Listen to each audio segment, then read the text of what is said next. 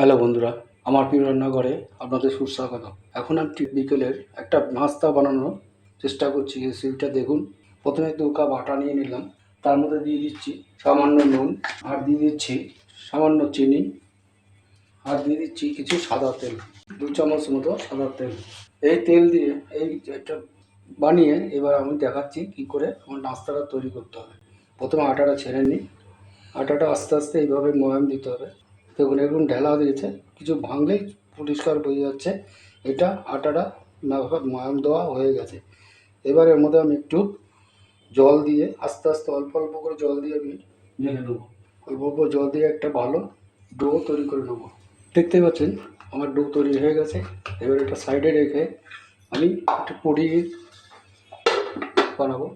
প্রথমে নিয়ে নিয়েছি অল্প একটু পনিরটাকে ম্যাশ করে নিচ্ছি। পনিরটা লগভগ 200 গ্রাম আছে। ভালো করে এটা ম্যাশ করে নিতে হবে। এবার এর মধ্যে দিয়ে দিচ্ছি সামান্য একটু নুন, একটু লাল লঙ্কার গুঁড়ো, একটু গরম মশলা, 1/2 চামচ জিরের গুঁড়ো, 1/2 চামচ ধনের গুঁড়ো, অল্প একটু গোলমরিচের গুঁড়ো। এটা এখন ভালো করে মেখে নেব। এবার আটাটাকে আমি লেচি বানিয়ে নেব।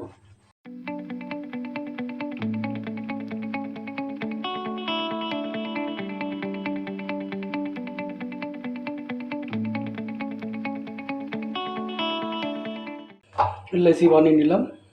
এবার এটাকে আমি বেলে নেব।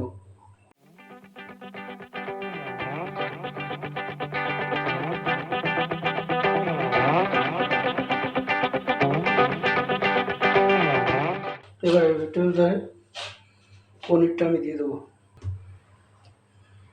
এবার এইভাবে ভাঁজ করে একটু জল দিয়ে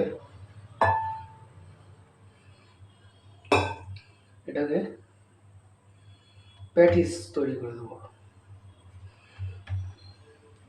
দেখতে পাচ্ছেন। এবার আর একটা নেব।